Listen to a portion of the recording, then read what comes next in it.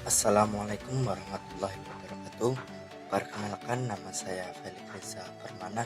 Saya dari Fakultas Ilmu Keolahragaan, jurusan Pendidikan Kepelatihan Olahraga, Universitas Negeri Malang. Di sini saya akan membahas tentang latihan fisik atau latihan fisik yang baik untuk atlet. Yaitu yang pertama itu latihan fisik dalam pelaksanaan lebih difokuskan kepada proses pembinaan kondisi fisik atlet secara keseluruhan dan merupakan salah satu faktor utama yang terpenting yang harus dipertimbangkan sebagai unsur yang diperlukan dalam proses latihan guna mencapai prestasi yang tertinggi. Tujuan utama yaitu adalah untuk meningkatkan potensi fungsi atlet dan mengembangkan kemampuan biomotor ke derajat yang paling tinggi. Melalui latihan kondisi fisik, kebugaran jasmani atlet dapat dipertahankan atau ditingkatkan yang lebih baik berhubungan dengan keterampilan maupun dengan kesehatan secara umum. Nah, jadi pengertian latihan fisik itu yaitu latihan fisik adalah aktivitas olahraga yang dilakukan secara sistematis dalam mempersiapkan olahragawan atau atlet pada tingkat tertinggi dalam penampilan dan untuk menjaga kebugaran dan kesehatan tubuh. Latihan fisik merupakan salah satu komponen training selain latihan teknik, latihan taktik, dan latihan mental. Tujuan umum training adalah untuk mempersiapkan atlet untuk menghadapi pertandingan. Tujuan latihan fisik adalah memperbaiki kemampuan skill atau penampilan performance individu sesuai dengan kebutuhan olahraga yang digeluti. Setara bertujuan untuk meningkatkan kesegaran jasmani dan menjaga kesehatan.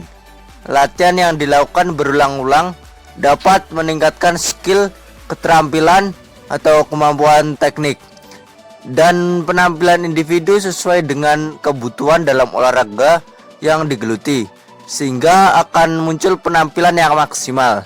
Selain itu juga dapat meningkatkan kekuatan daya tahan otot dan sistem kardiorespirasi. Yaitu yang selanjutnya prinsip latihan fisik. Prinsip latihan fisik. Prinsip latihan sesungguhnya adalah memberikan tekanan atau stres fisik secara teratur, sistematis, berkesinambungan sehingga dapat meningkatkan kemampuan individu. Spesialitas atau kekhususan adalah prinsip yang penting dalam latihan fisik, di mana latihan yang dilakukan harus sesuai atau spesifik terhadap tipe kekuatan yang diinginkan, sehingga berhubungan dengan hasil yang diinginkan. Otot hanya akan menguat jika tekanan yang dilakukan melebihi intensitas yang biasanya dilakukan. Beban yang diberikan harus meningkat serta bertahap dalam rangka meningkatkan respon adaptasi dalam latihan dan menaikkan secara bertahap rangsangan dalam latihan. Istirahat juga diperlukan karena dalam rangka memulihkan tubuh dari kelelahan pasca latihan yang memberikan kesempatan bagi tubuh yang melakukan adaptasi terhadap yang dinamakan yaitu reaksi yang timbul dari tubuh setelah pembeban dari latihan fisik yang dinama, sehingga kemampuan untuk meningkatkan beban yang diberikan bertambah. Efeknya yang paling terlihat dalam latihan beban berat pada serabut otot adalah efek pembesaran dan penguatan, sehingga otot menjadi hipertrofi. Tingkat adaptasi yang bergantung pada volume, intensitas, dan frekuensi dari sisi latihan. Yang selanjutnya yaitu unsur-unsur latihan fisik. Latihan unsur-unsur itu dibagi menjadi 9. Yang pertama yaitu kekuatan. Kekuatan adalah kemampuan otot untuk melakukan kontraksi guna membangkitkan tegangan terhadap suatu latihan. Latihan yang sesuai untuk mengembangkan kekuatan ialah melalui bentuk latihan resistance exercise. Yang kedua yaitu daya tahan. Daya tahan adalah kemampuan seorang untuk melakukan kerja dalam waktu yang relatif lama. Daya tahan terbagi atas dua, yaitu yang pertama daya tahan otot, yang kedua daya tahan jantung atau pernafasan. Yang ketiga kelentukan. Kelentukan adalah kemampuan seseorang untuk dapat melakukan gerak dengan ruang gerak seluas-luasnya dalam persendian.